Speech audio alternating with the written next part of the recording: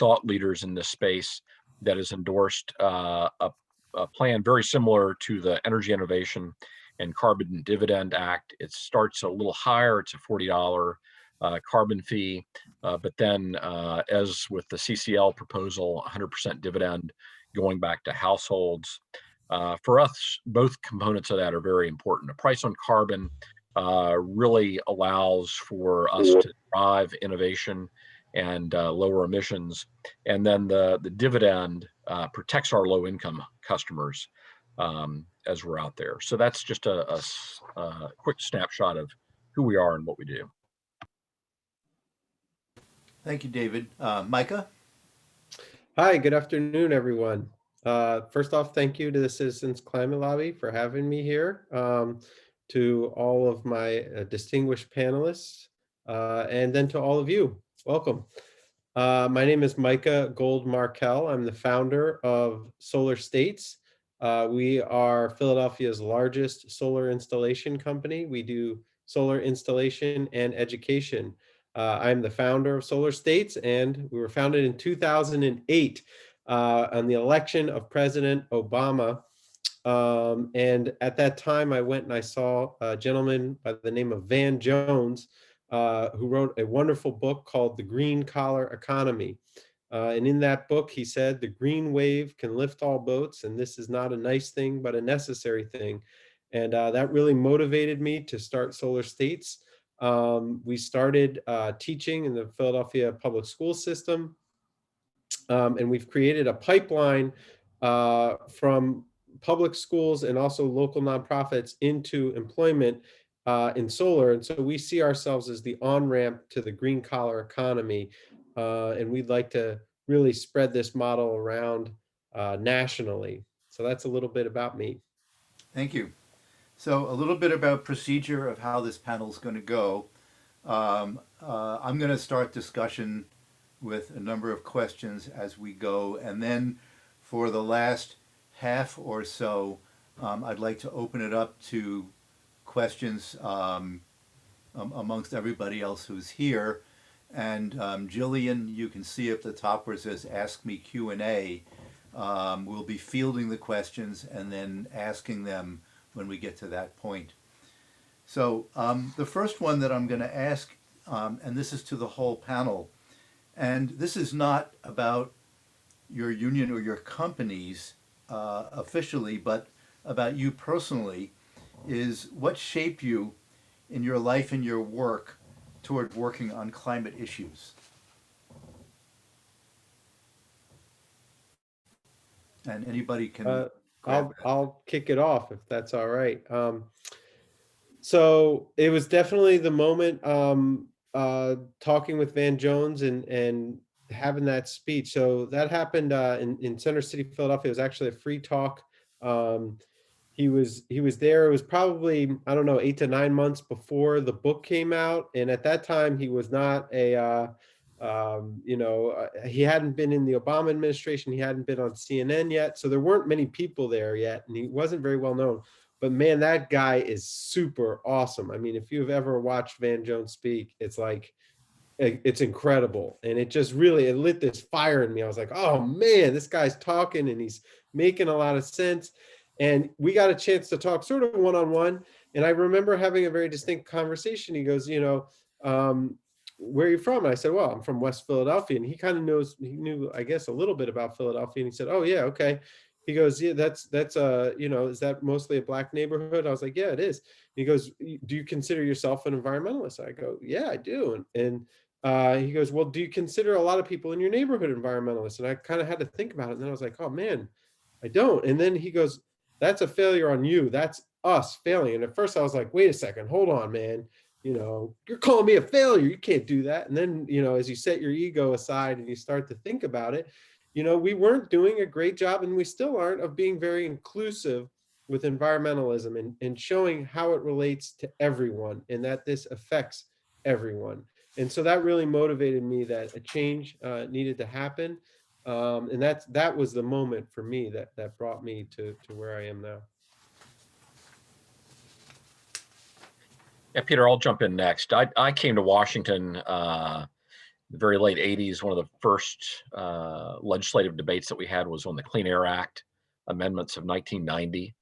And it was an eye-opening experience to see how that debate progressed and how intransigent some in the industry were, claiming that it was too aggressive, too expensive to reduce air pollutants, and kind of watching them play rope-a-dope and slow walk the process. After a few years, under President George H.W. Bush, they actually got the bill passed. And lo and behold, the proof is kind of in the pudding. In the next 5 years, the reductions came faster than it's expected and much cheaper than expected. And so it's kind of a signal that if you put a program in place, whether it's cap and trade or a price on pollution, that people will find a way to get there.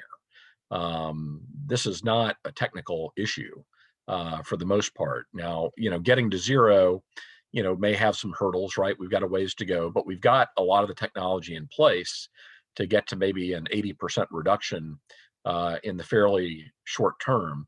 That last 20% is going to take innovation and a lot of ideas, but that's been one of the more frustrating things about some in the business community is even folks like the Chamber of Commerce, who you think would embrace this challenge and say this is America's battle to win,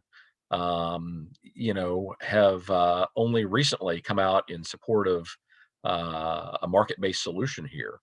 And people aren't going to innovate absent an incentive or a penalty. So if you put a carbon price out there, there's going to be an incentive for folks to come up with clean energy ideas and clean energy solutions and get us across the finish line. I'm very confident that we can do it. And I think just as with the Clean Air Act of 1990, we can do it faster and cheaper than anybody imagines right now. So I might as well step in. With all due respect to David Brown, who I respect, we've had some discussions a lot. Peter asked the question, so I have to be honest about where I got my start. So aside from a grandmother who was very active in the Back to the Land and environmental movement, I was arrested and was very active in the anti-nuclear power plant movement in the early 70s and spent a bunch of time in jail in New Hampshire, courtesy of Meldrum Thompson. And was very active and couldn't quite understand why when we would go to the plant and the occupation and all the work around that particular struggle in Seabrook, New Hampshire was led by townspeople. This was not outsiders. This was led by the town and townspeople in the town, mostly young people. So I couldn't understand why the building trades and the IBEW and the laborers and the carpenters were like confronting us with the state police on the site of the nuclear power plant and wanted to do us harm. And I couldn't it was very counterintuitive to me and I couldn't understand it. So that sort of, from that part on in terms of my life, it became I needed to get more involved in the labor movement to understand where people are coming from and what this movement was about. It didn't happen till later. But really sort of set me on fire. Why would a group of workers oppose, an effort to basically make things safer? When I knew as much as I did about unions back then, when you're in your early 20s, which was, they're very involved in health and safety. Didn't understand much about them. Learned quite a bit later. But that's sort of where I cut my teeth. And it also, as a result of that work, I ended up with a union. The UE that is very active in the environmental movement and has been since the early 80s when Barry Commoner was putting out books and he would come to national conventions, and the union even at that time was very active in discussing with members the issues of the environment. The gas crisis happened. Everybody remember the gas crisis happened in the early 70s. That became a big discussion point in the union about the use of fossil fuels and the environment. Barry Commoner came a few times to our convention. So we've been very active in it. Our last convention passed a resolution supporting the Green New Deal, and we also endorsed Bernie Sanders. That would have been in 2019. And that was our membership. And this is a manufacturing membership still to a large degree, including workers in General Electric and other heavy industries. So for us, Although we understand that because of where we live and the society we live in, there will be market-based approaches like carbon pricing and like other things. There will be the necessity of marketplace approaches, but the scale of what we're talking about means there has to be huge efforts put in by the federal government, and we can't leave it to the states, put in by the federal government to make this a just and quick transition. I think a transition will happen. Where I live, there used to be tens of thousands of workers involved in the slaughter of whales and in the extraction of oil from those animals. I live outside of New Bedford, Massachusetts.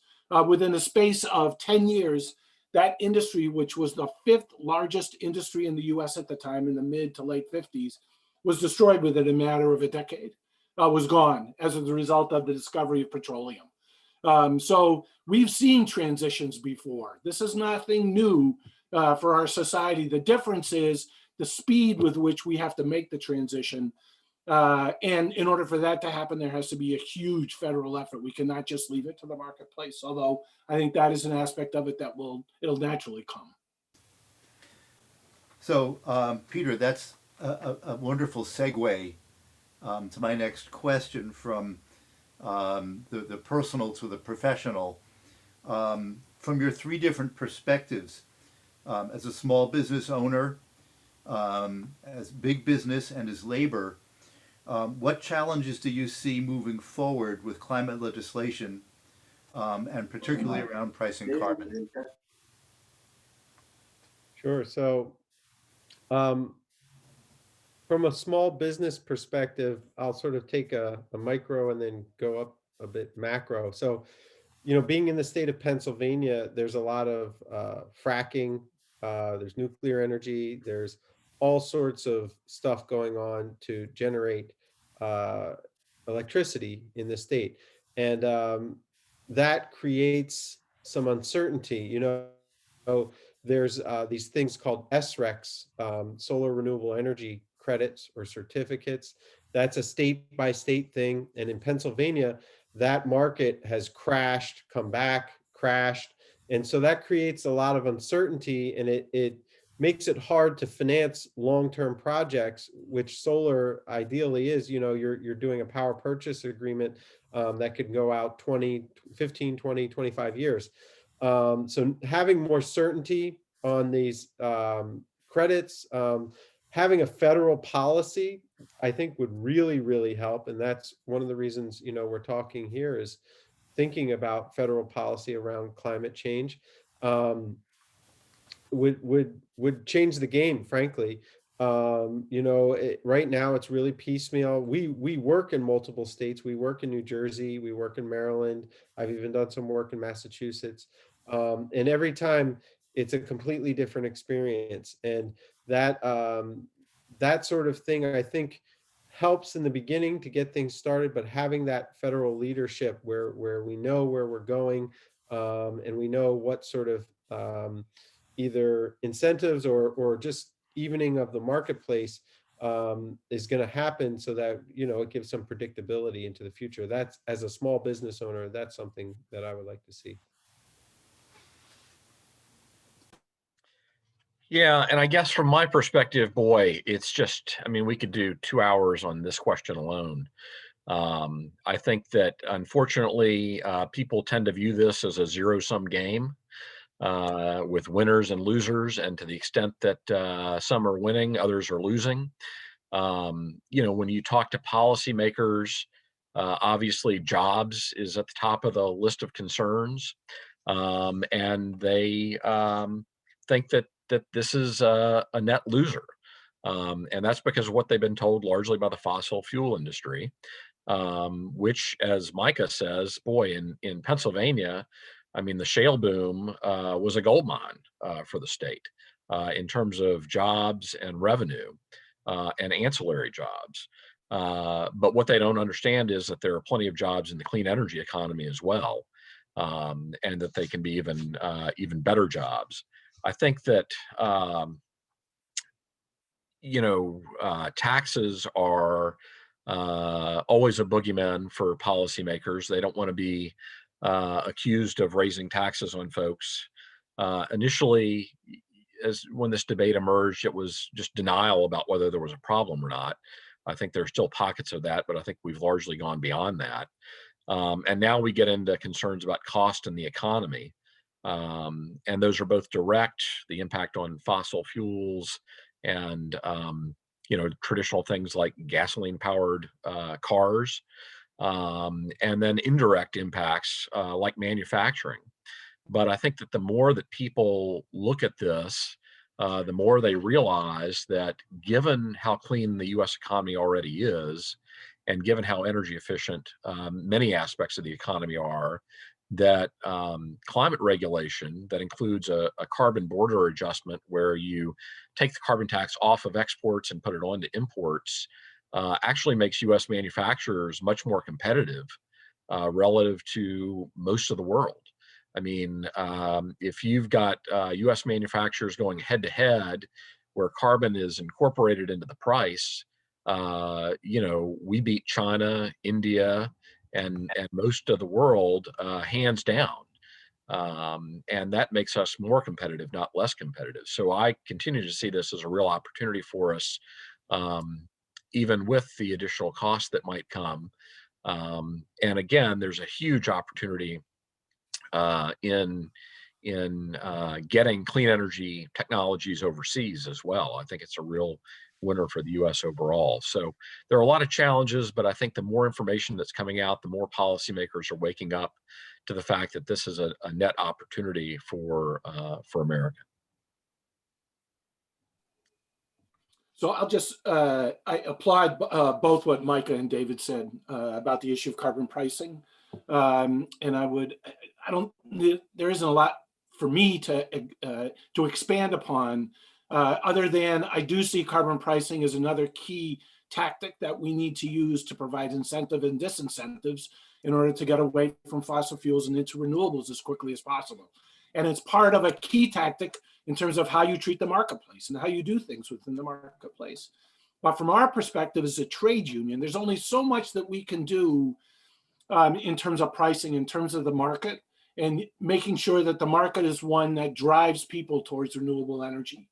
We can do that, but ultimately when you're up against an industry such as the fossil fuel industry, which other than health insurance industry, has one of the largest lobbies in the country and one of the most powerful PACs and has all boatloads of money, is that in order for us as working people to be able to compete against that, you have to use the resources of the federal government in order to force industry and force our society away from fossil fuels and into a renewable environment. And I do think that initially, I'm not a big fan of Ernst Moniz, who was Obama's Secretary of Energy and is slated to potentially, I don't know if he is going to be Biden's, but he has, in terms of his panoply of strategies around climate change, it's all of the above. So it includes everything that we do in terms of producing energy and all the fuels that we use for transportation, and that we gradually get there. And I understand that strategy, but I think that the resources of the federal government can push our society in a particular direction because it gives people a level of comfort to know, for instance, if I'm a fossil fuel worker, and I know for certain that I'm not just going to lose my job tomorrow, the next day, a week later, and all of a sudden end up from a $35 an hour job to a $10 an hour job or a $15 job. But I know that I'll be protected and my rights will be respected and I will be treated as a victim as opposed to somebody who's just sort of flotsam and jetsam. If we're able to do that, it will make the transition much easier. And there's nothing that the marketplace can really do on that scale in making workers support and feel like the transition from fossil fuels to renewables is not only something that is good for them and their families, but is also something that it's going to broadly benefit all levels of society and will be able to take care of historic issues of discrimination and injustice for many of the communities in our country that we haven't paid attention to. Will be able to as a result of transitioning over into renewable energy. I think that's a key aspect of this development. And that's why I think the strategy that pricing carbon has to the marketplace, the issue of how workers are treated during this transition is just as equally an important subject for us to talk about. That isn't something that's going to be solved by the marketplace. You're not going to get companies to voluntarily pay 25 to 30 bucks an hour to install solar panels. It's not going to happen. It hasn't happened. We represent some solar panel installers in Chicago.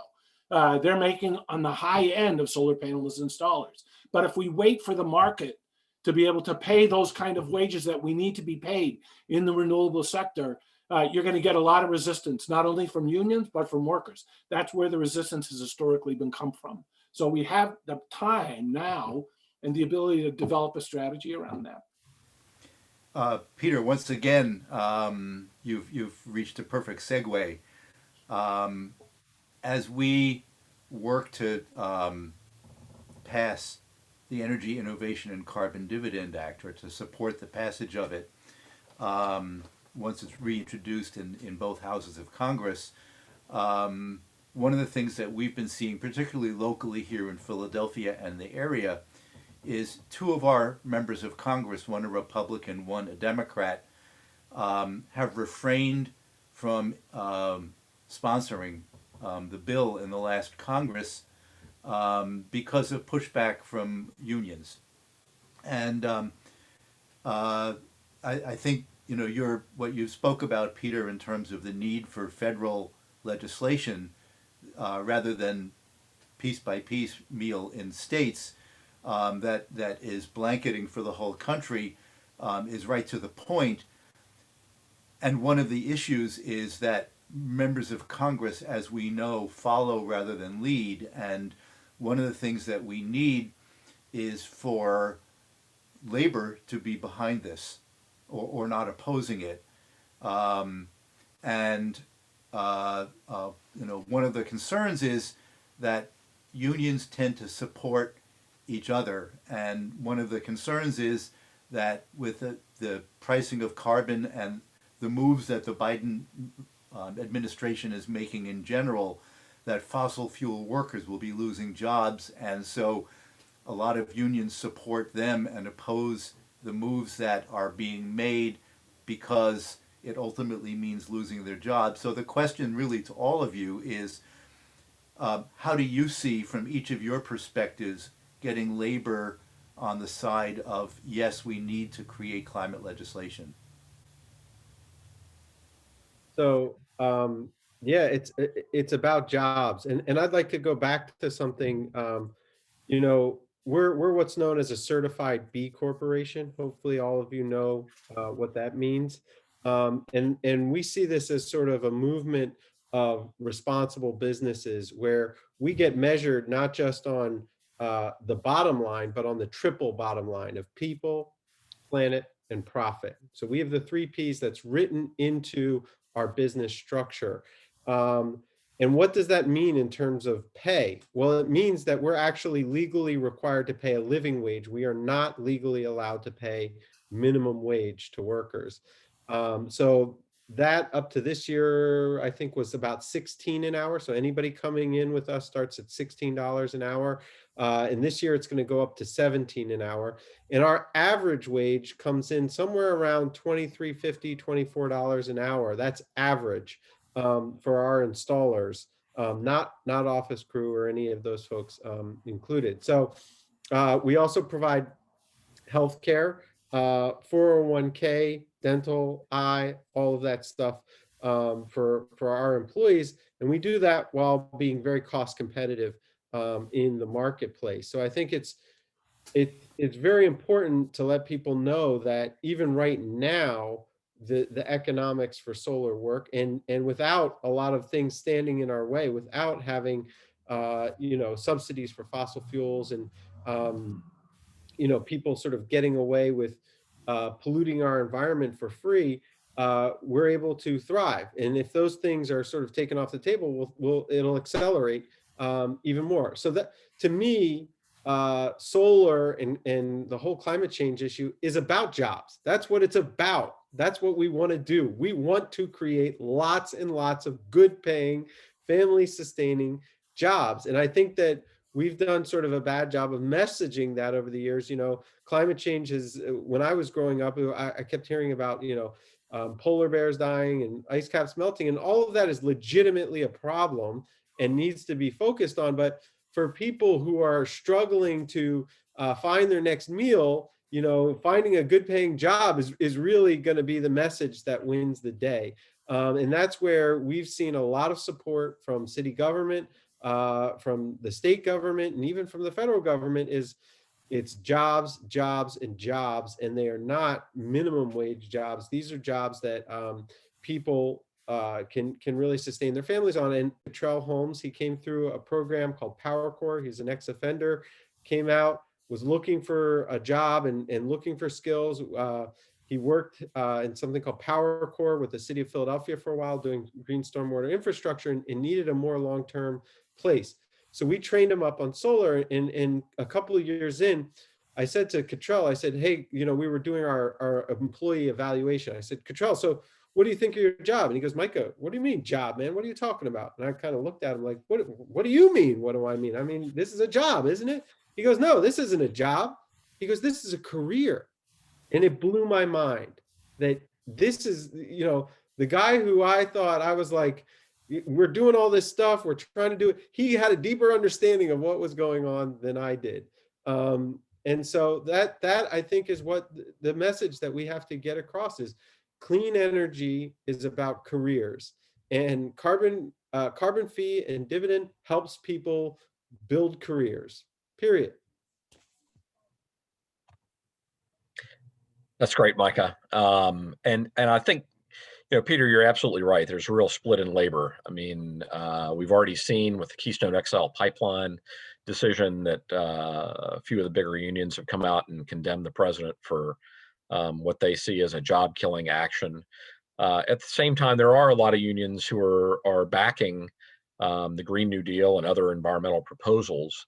I think for the nuclear industry, we've got a ton of IBEW members, and they recognize the importance of those jobs. I think that you've also seen the president express a lot of awareness of the need for union support here. As you all probably saw, he signed 3 executive orders on Wednesday regarding climate change and laying out his plan and vision. And they talk about the need for good jobs, good paying labor jobs, union jobs. They incorporate the need to incorporate Davis-Bacon into a lot of federal programs. This is a program that guarantees that prevailing wages will be paid to workers in some of these programs. And so the president is certainly viewing the clean energy economy as one that is fully powered by labor. And we think that that's important too. At our nuclear plants, you know, a lot of people think that you need a college degree, a physics degree coming out of this. Actually, we have a lot of folks who are either high school graduates or folks who went into the military and then came out. And they get into our training program, and within 4 or 5 years, they can be a reactor operator, a few more years a senior reactor operator. The average wage at a nuclear power plant in this country is over $100,000 a year. And so these are really generation transforming jobs where folks who have never been to college are putting their kids through college for the first time in their families. And it's really a transformational job. The other great thing about nuclear is that it's a lot of jobs. You get a lot of bang for the buck. 1,000 megawatt nuclear plant employs anywhere from 700 to 800 employees. So you've got a lot of folks running those plants safely and well, and a lot of those folks are labor. So the biggest opposition, no surprise, the biggest opposition to doing anything fast on climate change comes from the building trades. And that sector of the labor movement that's called craft unionism, that represents a particular craft: carpenters, sheet metal workers, laborers. And most of those national unions have come out fairly strongly over time and again around the issue of climate change and wanting to slow it up. Because of the transactional nature that unions seem to have in this country in particular, if you're going to take my job away, they can't necessarily, don't care to see about the next step. And they can only see that you're quote unquote taking our job away. But I think one thing that is going to happen that Biden has done is he's going to begin to expose the lies that the industry have been putting out for the last number of decades around the issue of, I mean, I will grant that probably 20 years ago, it may not have been economically beneficial nor feasible to be able to do massive wind and solar. That is not the case now. And what David said earlier is absolutely correct. It's not a technical problem. It's sort of like healthcare, you know, going to a single payer or Medicare for all system. It's not a technical problem, it's a political problem. And the political problem with climate change, as David and Micah have talked about, in some respects comes from, you know, trade unions, national trade unions strongly. And that's one of the reasons why, and it's directly related to jobs, so that when we're able to talk about, you're going to be getting $30 an hour jobs in the renewable energy industry. You're going to be getting health insurance. You don't have to worry about it. You're not going to be going broke to send your kids to college. So there's a whole other subset of different benefits that workers enjoy. But if you enjoy them through a union, you are better off.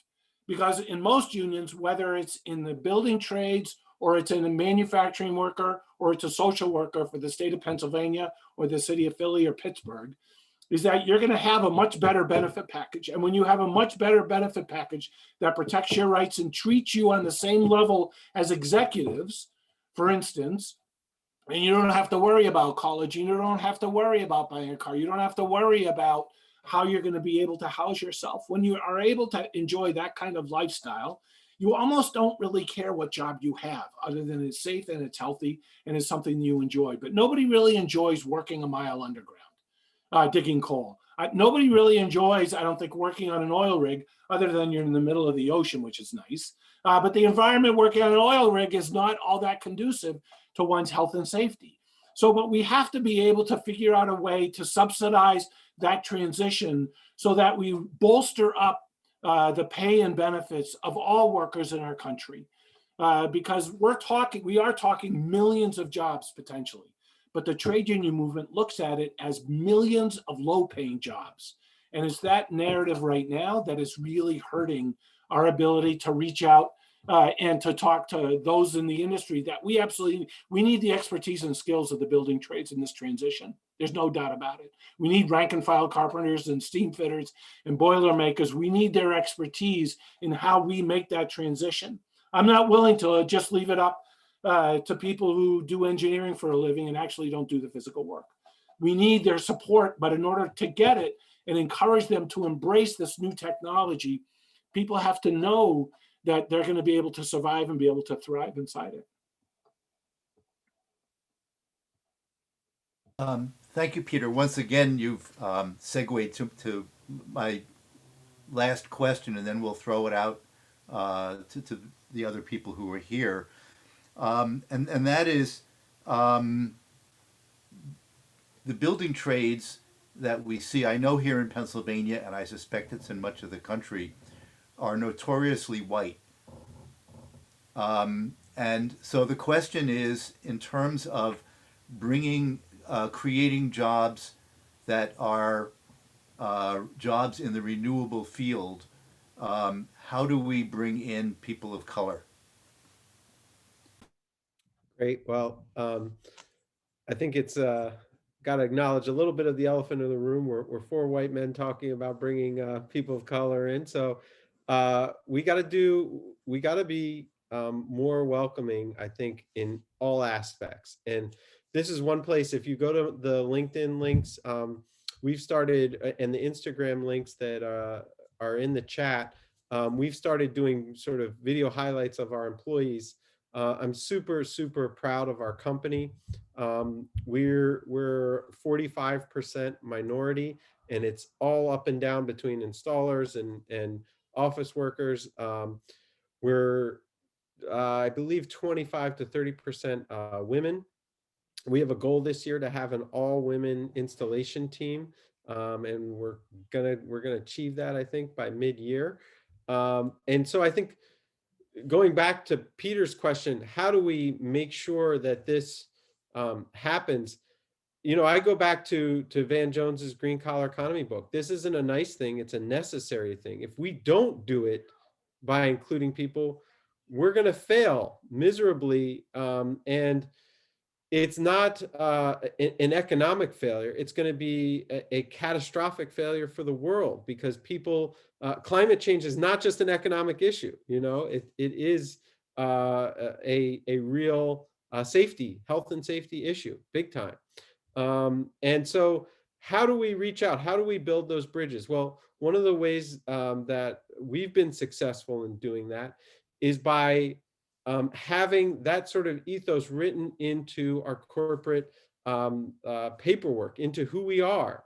Okay, we get graded as a B Corp on diversity. We also have education equally as important as installation. So our work with the Philadelphia Energy Authority, doing a program called Bright Solar Futures, created a partnership with the Philadelphia School District, where we were able to go in and start a vocational training program for students who wanted to become solar installers. And I personally think there's this gap in the US of people who are coming out of high school, don't necessarily want to go to college, but need to land in a really good job. And that's a gap that unions I think traditionally sat in. But the other elephant in the room is, at least in Philadelphia, the building trades are not diverse. They're just not. And they've been very stubborn in sharing information around that. And so we have to take that on and say, listen, this has got to change. We've got to have room for lots of different people, be they black, brown, whatever sexual orientation. I can tell you at least 3 or 4 stories, where the union came to our shop. And in fact, people, I encouraged some of the workers. I said, hey, why don't we go meet with them? Because they pay really well. They have great things to offer. We went over there with 3 of our black and brown employees. They tried to sign up. They tried to get in the union. They couldn't get in. It's like, you're trying to unionize us, and people can't even get in. So, it's a struggle. And we need to intentionally create the room for everybody. And also, I want to talk in terms of income level too. Poor people have to be included in this. Poor and middle class people have to be included. It's not just about racial inclusion, it's about economic inclusion as well. And so we just have to be intentional about it. That's great. And this is a great question, Peter, and thanks for asking, because this is really at the heart of a lot of what we do at Exelon. It is a personal priority for our CEO. We've got an enormous diversity, equity, and inclusion program that has several layers of focus. We're really proud of what we've done in this field. One of the things that we've focused on in terms of training is setting up infrastructure academies that are aligned with each of our utilities. So we have a DC Infrastructure Academy that focuses on at-risk folks and includes recent offenders and things like that. We give them the skills that they need, and we pay them while we're training them to get kind of certified as infrastructure employees. A lot of times we will hire them. A lot of times our competitors in the DC area will hire them, whether it's energy or telecom or the water utilities.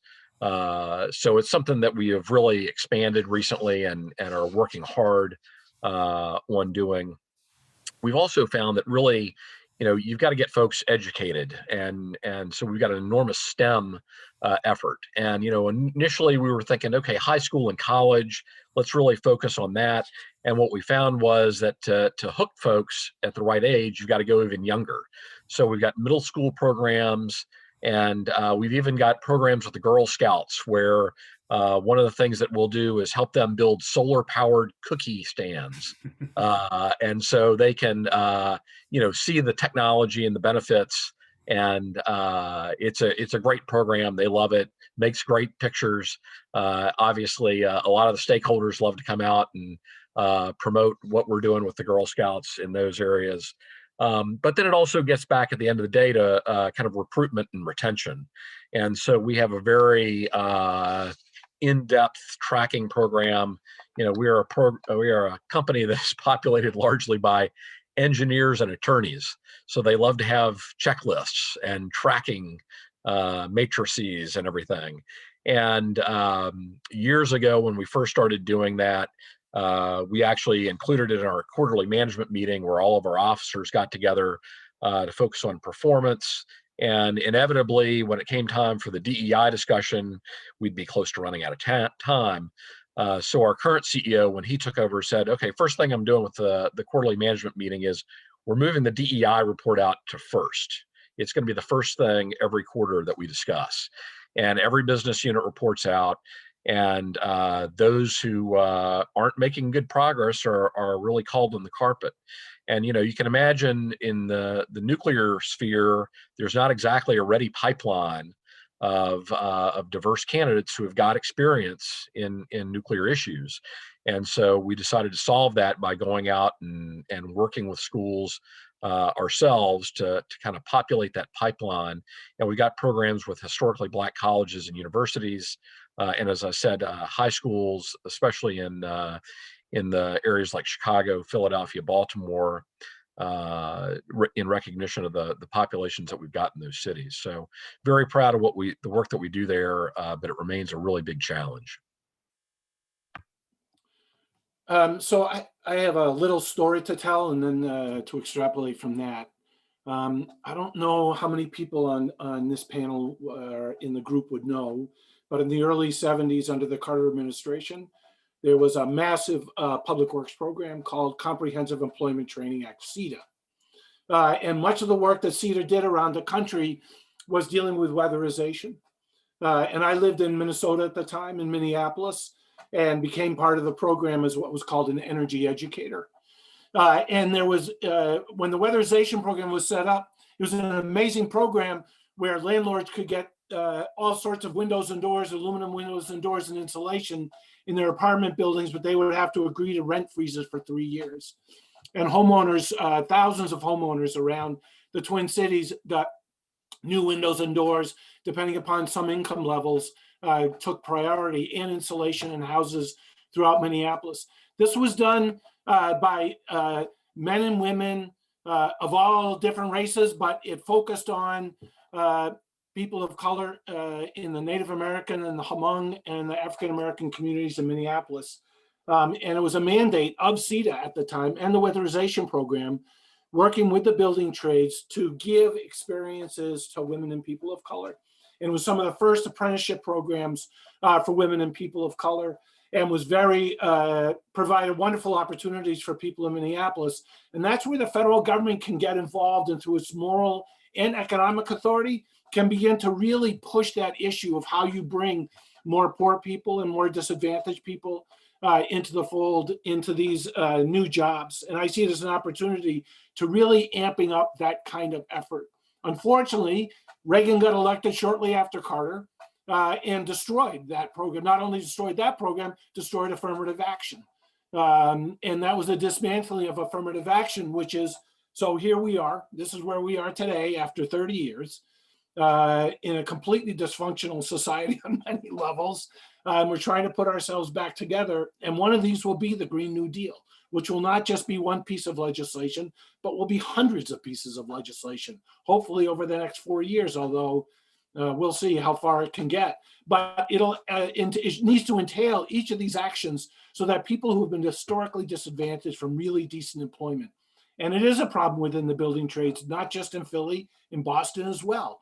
But it's changing in other locations around the country. Chicago, Los Angeles, San Francisco, other places, there has been wholesale reevaluations of hiring procedures and who to put into the ranks of the building trades. So there is change taking place. It's awfully slow. I think we have an opportunity to really accelerate it on some fairly significant issues. Thank you. Jillian, would you like to bring in some questions? Yeah, we've been getting some questions from the audience. So the first one is, the PJM electrical grid, which includes the Mid-Atlantic and parts of other states, still purchase a minuscule percentage of renewable energy. It is almost entirely coal, gas, and nuclear. They still burn a lot of coal, much of which comes from mountaintop removal. Yet the available supply of solar and wind power is much higher than that currently connected. And this supply will continue to increase. How can we move the grid to replace coal with solar and wind?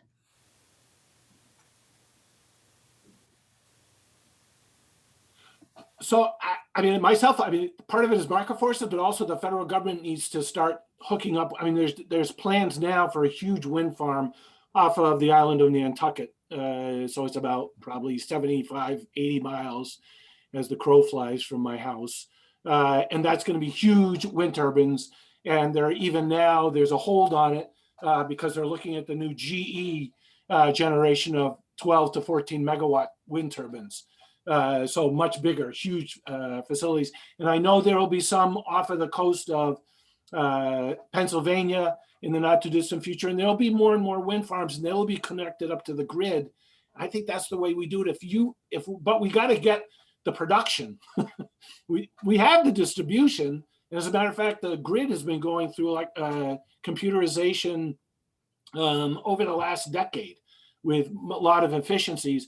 But I also think we need to really utilize that in distribution, you lose a lot in transmission. You lose a lot of energy. So we also need to focus on ways to decentralize and provide electrical and power and heat generation at the source. People's homes, people's houses, front yards, smaller scale windmills and communities, you're able to do that. So I think you lose a lot of electricity in transmission. And I don't think that's something that you solve. I think it's just the nature of the beast. So I do think we need to focus also on local and local generation.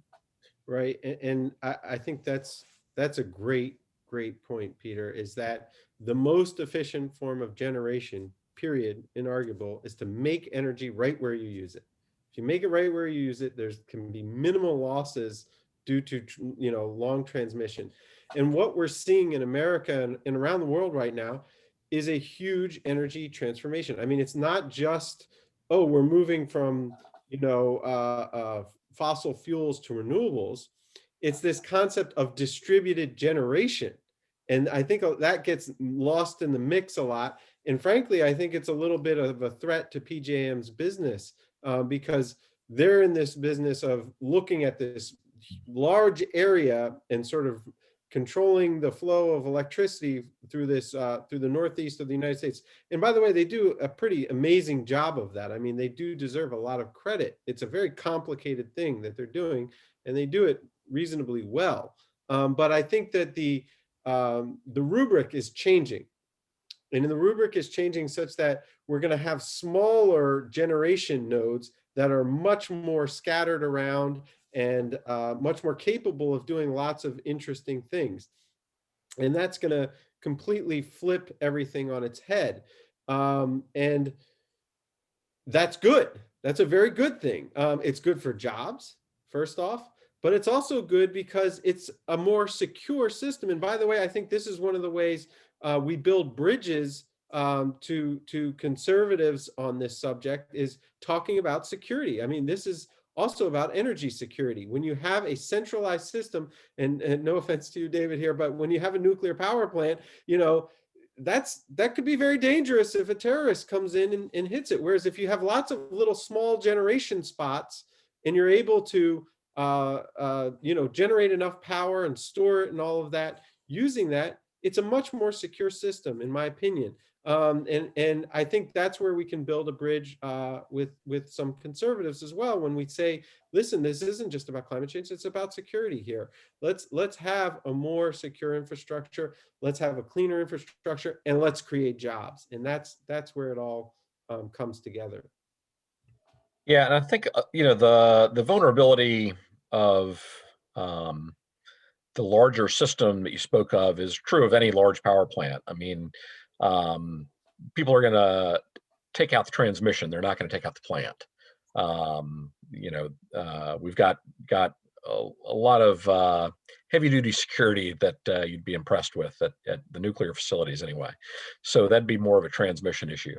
But I think when you look at PJM in particular, you really need that price on carbon to drive things and to drive the build.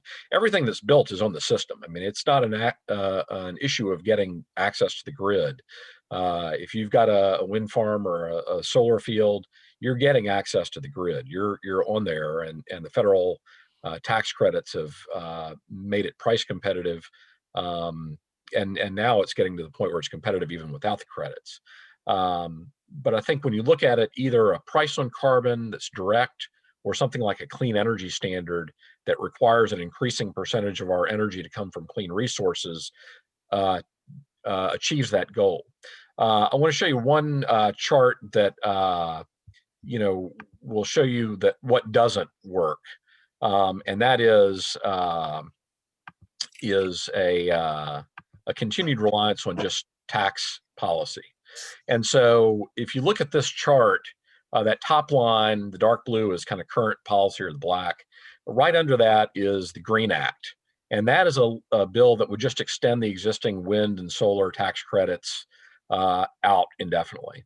The problem is that you can see you get very little emissions reduction if you just continue the existing credits. And the reason is that you end up driving a lot of the existing nuclear fleet out and some of the coal out, but gas really survives because for every nuclear plant that you take out, every 1,000 megawatt nuclear plant, you've got to build 3,000 megawatts of wind or solar to replace that. And that's because the wind and solar operate 30 to 40% of the time. Nuclear plants run 95% of the time on average. So if you go to that next line down, the Green Act Plus, that shows you the emissions reduction if you continue the existing renewable credits, but you also find a mechanism to preserve the existing nuclear fleet while you're building out all those new renewables. And what that does is it allows you to get to the administration's goal of zero emitting energy sector by 2035 a lot cheaper and a lot faster. But right now, nuclear provides about 20% of our generation mix, but it's over half of our clean generation in the country in terms of non-emitting generation. So, if I had a goal, I'd say price on carbon is going to solve all these problems. The clean energy standard is going to get us a long way there. Continued reliance on the existing tax code is not going to move the needle. And it's just going to prolong things even more. So my goal would be, let's go 100% clean as soon as possible, and then 100% renewable after that.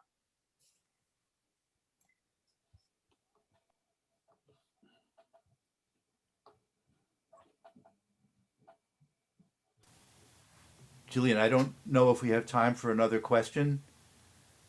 I would guess no, since we just have a minute, but I could go ahead. I think I have one that I got a couple of questions in for Peter specifically. I know there was some discussion already on union reactions to climate change legislation, but we got a few questions about would unions be open to presentations specifically on carbon fee and dividend, and a little bit more about labor's reaction to carbon fee and dividend, or the Energy Innovation Act? So I don't know that much about what other unions have done. We've been supportive, but we see it as a tactic as opposed to an overall strategy. So that's kind of how our union has dealt with those kind of questions. The ones that would most be affected by it in the building trades, I would just, frankly, I just call them and I just talk to them and have a discussion. But I would have a discussion about that and just sort of the broader question of job creation. Because I think you have to, whenever you're going to talk to a union, you have to talk about job creation and what the plan is to create jobs and what kind and all that kind of stuff. Well, thank you, everybody. This, I think, could have gone on easily for another half an hour. And thank you for spending part of your Saturday afternoon here. I know, David, you're spending more of it coming up. And this has been very enlightening. And thanks also to the support team. Great. Thanks all. Nice meeting everybody. Appreciate it. See you later. Everyone, take Thank care. you. Take it easy.